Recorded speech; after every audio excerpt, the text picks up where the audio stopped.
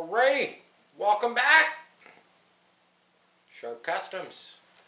You know what to do. We're rolling. Giving you some more stuff. I've done a lot, but also not a lot. I'm going to give you a little rundown on the 49. A lot of I had some people ask about things about the 49. So because I don't show much of the work that I do on it. This kind of what I've been thrashing on the last few days. I'm going to give you a little rundown. There was like a ton of wiring. It's all tucked up. I had to wire the column, brake light switch, wipers.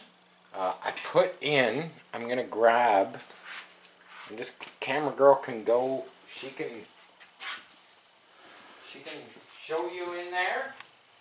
I'm just going to grab a flashlight.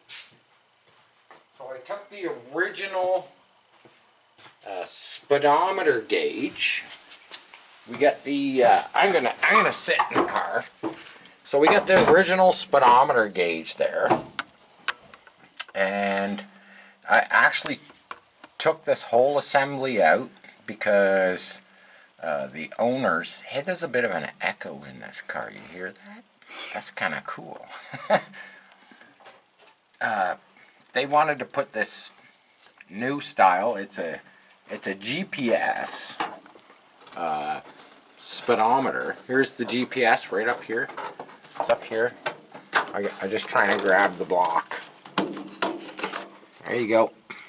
It's supposed to stick on the window like that. I usually just stick it up kind of where it's hidden, and it still picks up the signal to give you your speed, and you can set it to kilometers or miles an hour. They're actually pretty cool. They're pretty cheap, and you can get them on like Amazon. But I took the original.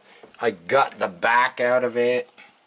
I cut the acrylic lens to fit this one in the center, and I do have the button which is wired to this, so you can reset your odometer, your miles. The stereo that was in here was the size of a lunch pail. This is one of the areas where one of the dials was, and the other one would have been about here. And they brought me this, CD player, stereo, blah blah blah.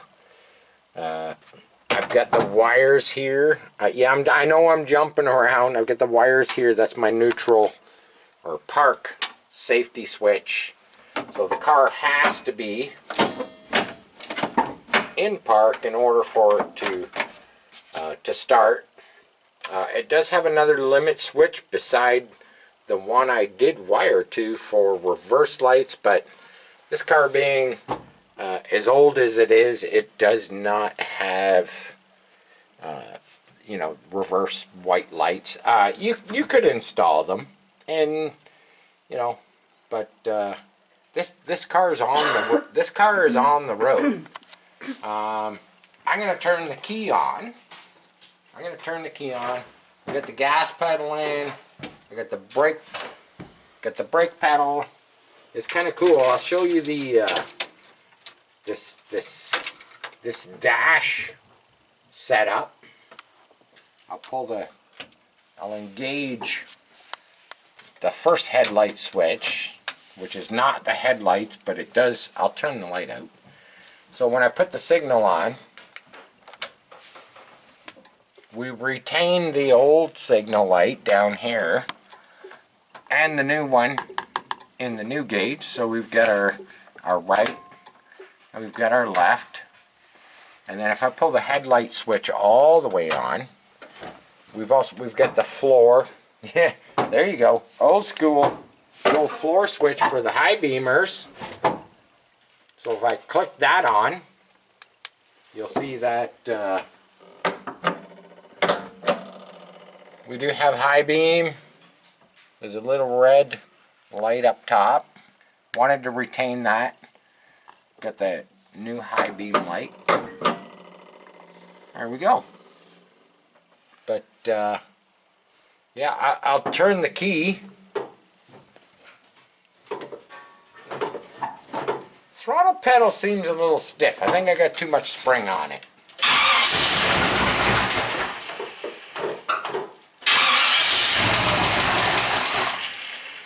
Yeah, I gotta work the carburetor a bit more. I gotta take it off, clean it. We got the we got windshield wipers. High, low speed.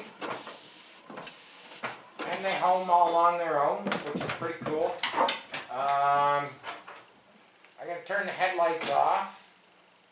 I'm going to. Camera girl wants to come around in here. I do have the stereo hooked up. I have the stereo. I have a speaker in the back behind my seat. It's a big ass speaker. But with a magnifying glance, I just saw it look over. We have a drink or two. Well, maybe 3. Yeah, I hope that doesn't. I'm gonna turn that off. We got the heater switch. I put that toggle in one of the old. Here, I'll turn the steering wheel. Put that switch in one of the old little stereo bezels. These gauges, the fuel gauge. I'm not sure about the. Oh, you gotta wind this. This is a winder. This is a clock. This is old school, man. You gotta wind it up. Yeah, you gotta wind it up. You gotta wind it up. Put time. You gotta wind it up to put time on the time. I actually have another one of those. We got the water temperature. Works great. We got oil pressure. Amperes. Or some people call it volts, but this one is actually in amperage. That is not hooked up. I never hook those things up because the way I see it, your alternator is either charging or it's not, and you'll know. You will know eventually if it's not working. But yeah, I wish. I'm gonna definitely do a video. Turn the key off. Definitely going to do a video of this thing running. I got all the exhaust on it, as you could tell. But I want you all to hear it because it's got a nice lumpy cam. We put in a thumper cam. I'm gonna climb out. Yeah, everything. The seats are not completely bolted down. It's just kind of sitting here, but. Yeah, I thought I'd give you a little rundown on that. We got the exhaust on it. I had to. So the kit that came to put the disc brakes on the front. Maybe I should have videotaped that, but the outer bearing on the rotor, the rear bearing fit great. The front bearing was a little bit loose on the original, Ford spindle. So oh, there's Mad Max. There's Oscar. They come down to see what's going on. So yeah, anyhow, the bearings that came with the the front rotor caliper kit, I couldn't figure, there was some wobble in the wheel, and I was like, what the heck is going on there? And when I took the wheel off, and I was moving the disc around, I was like, was it the back moving around or is it the front moving around? And it turned out it was the front bearing was slopping back and forth, up and down, all around, you know, on the spindle. And I ended up actually grabbing one of the old drums, pounding out the race and the bearing, and thinking it might fit into you know, the discs, the new rotors on the front of this. Of course it did not. It was too big. So I ended up taking a piece of chromoly tubing and I made a sleeve to go between the spindle and the bearing. Is that the proper way to do it? I don't know. I don't know. But it worked. It took all the slop out. It's just like a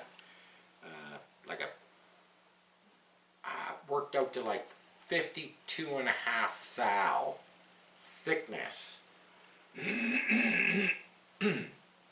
Pardon me.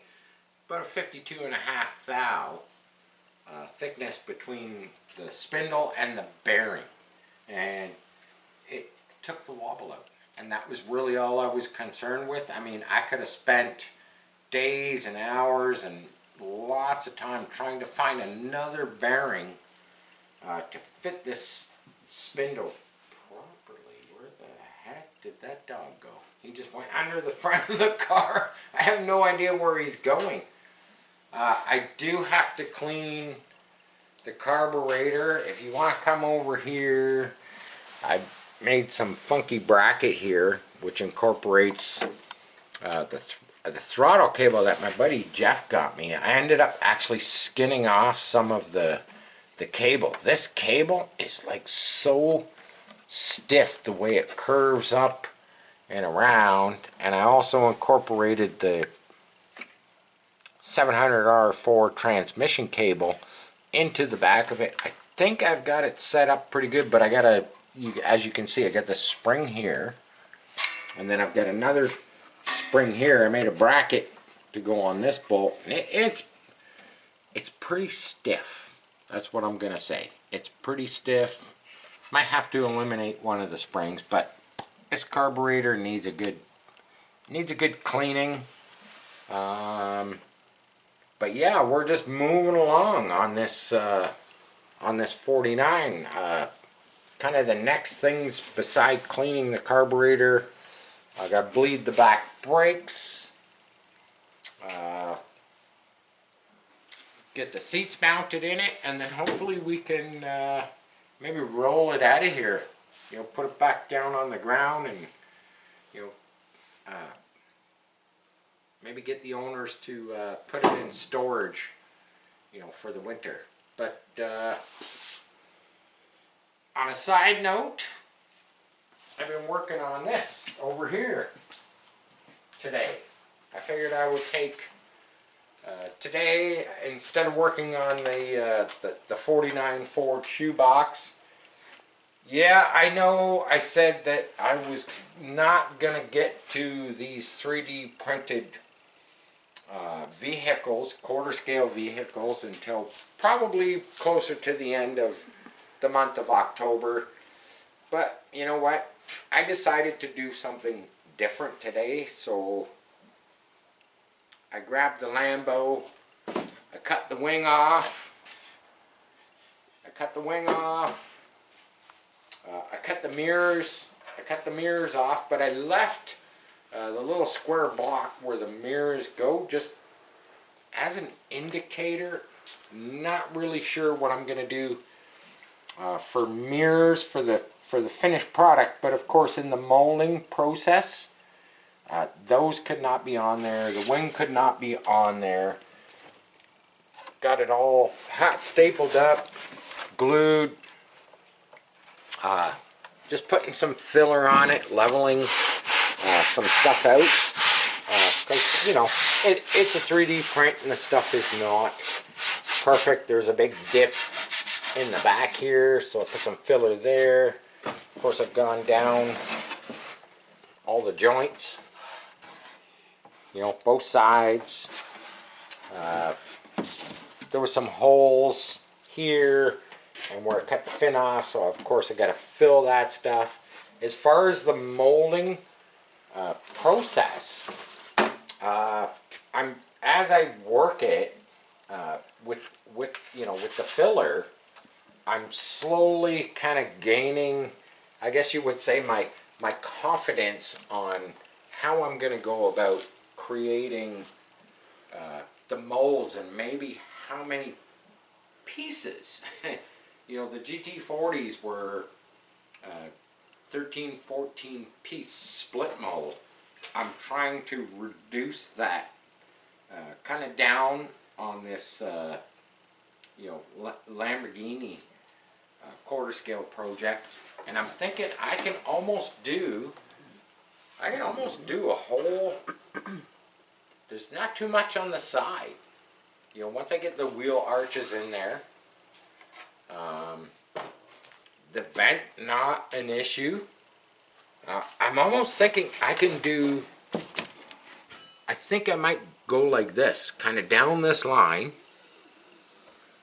and then I might actually come up over the roof, down the A-pillar, and down the front, and then somewhere here, and I can do that whole side plus the upper portion of the door in one piece. Now there's some stuff, like we've got undercuts, I'll point them out.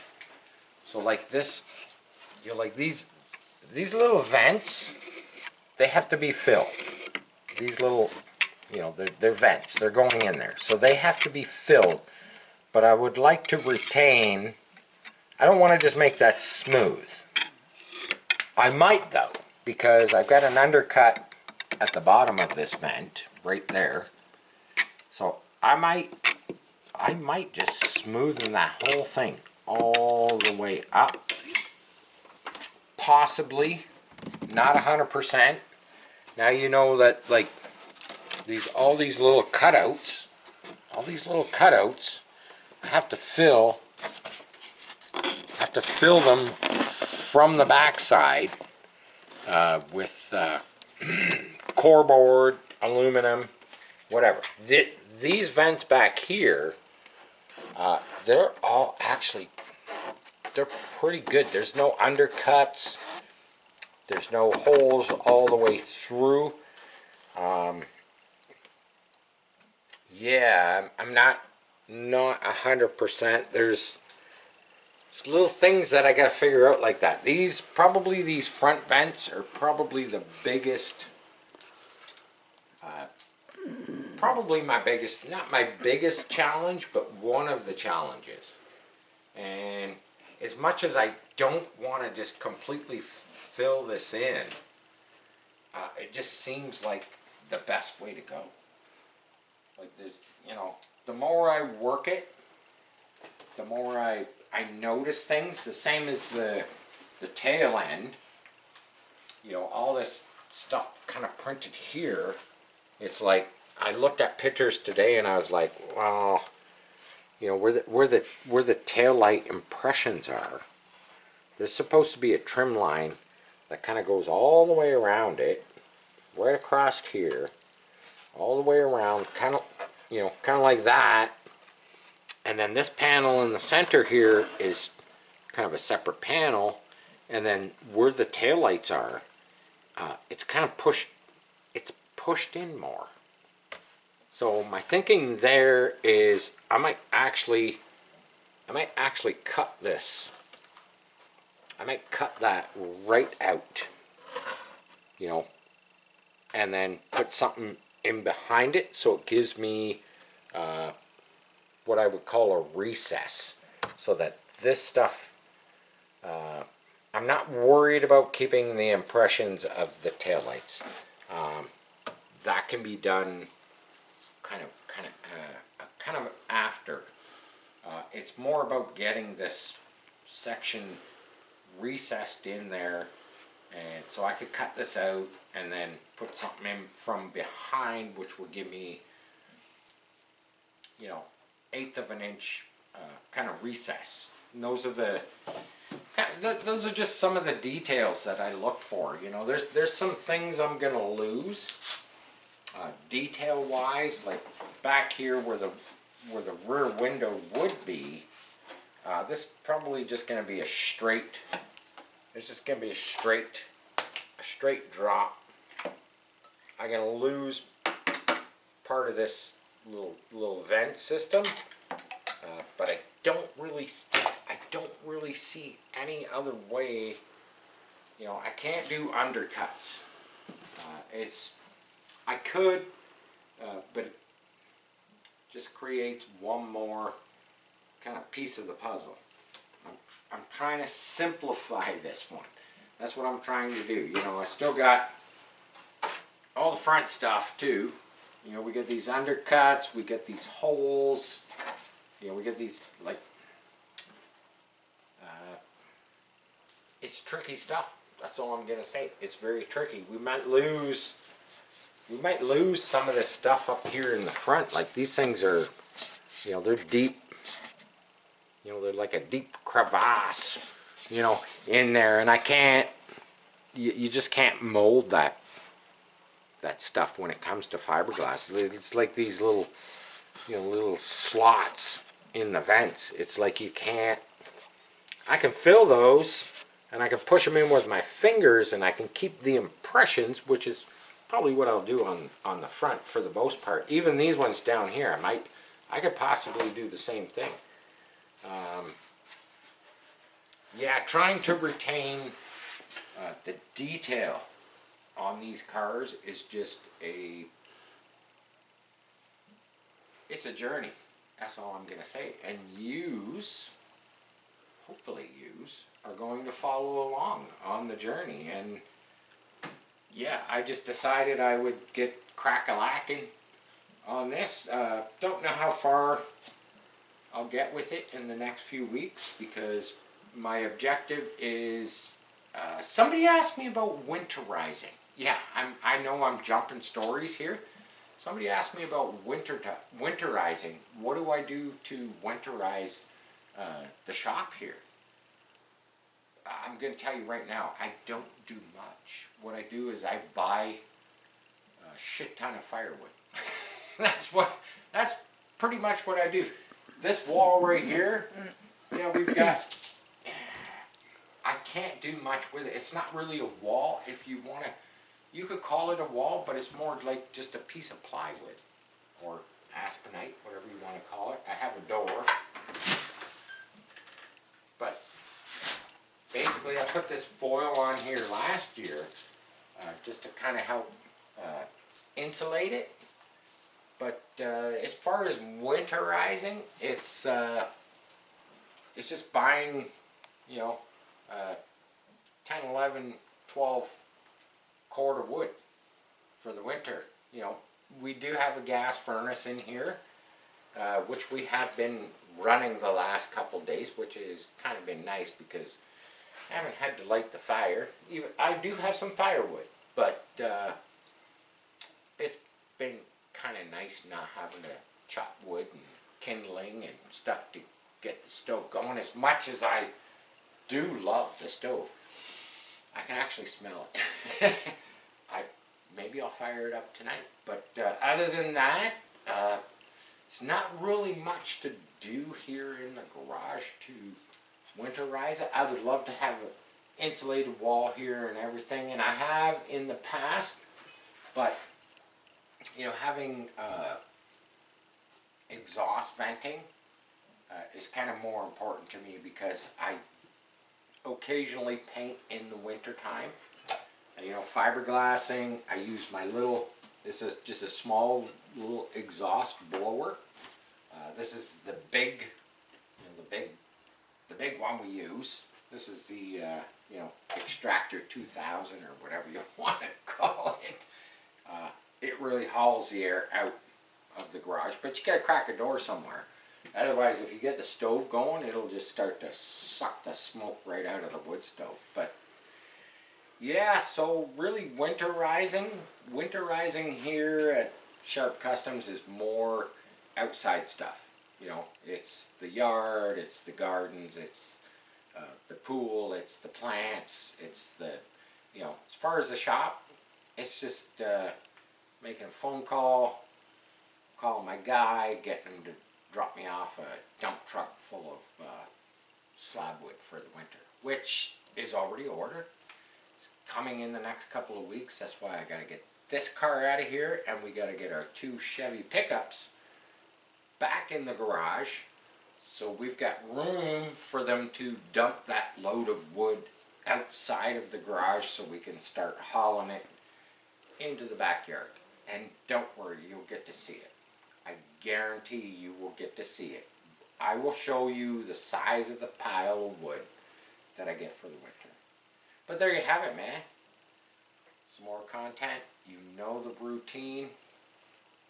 Love all you guys. Keep commenting. Peace. Till the next one. Johnny's out.